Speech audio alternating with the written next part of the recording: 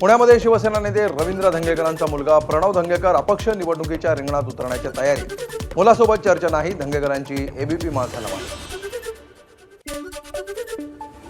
जळगावमध्ये महायुतीच्या जागा वाटपाचा तिढा अजूनही कायम। शिंदे सेनेला आणि अजित पवारांच्या राष्ट्रवादीसोबत बोलणी सुरू। उद्यापर्यंत निर्णय होईल, मंत्री गिरीश महाजनांची प्रतिक्रिया।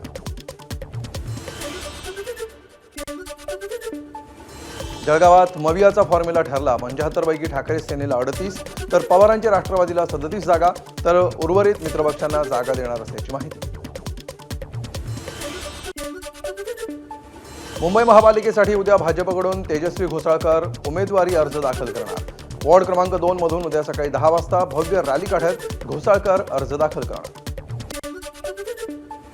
मुंबई पोलिसांच्या स्पेशल ब्रांच कार्यालयाबाहेर चारित्र्य प्रमाणपत्र घेण्यासाठी उमेदवारांची मोठी गर्दी, तर संथगतीनं कारभार सुरू असल्यामुळे उमेदवारांची पोलिसांवर नाराजी। बदलापूरमध्ये किरकोळ कारणावरून एसटी महामंडळाच्या बस चालकाला बेदम मारहाण। बस मागे पुढे घेण्याच्या कारणावरून मारहाण झाल्याची माहिती।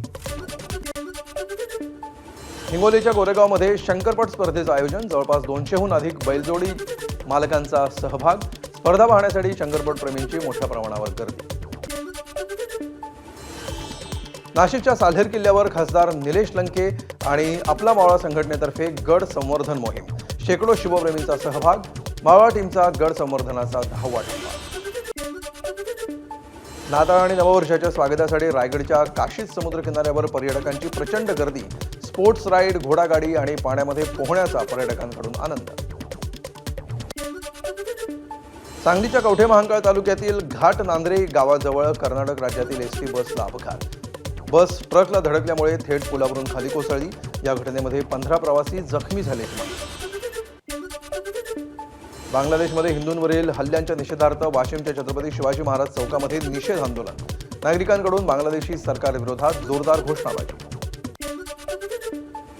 बांगलादेशात हिंदू समाजाविरोधातील हिंसाचाराचा लंडनमध्येही निषेध। भारतीय आणि बांगलादेशी हिंदू समुदायांनी एकत्र येत बांगलादेश उच्चायोगाबाहेर केलं आंदोलन। आंध्र प्रदेशचे मुख्यमंत्री चंद्राबाबू नायडू अयोध्या दौऱ्यावर। रामलल्लांचं दर्शन घेतल्यानंतर नायडूंकडून मंदिराच्या बांधकामाची पाहणी।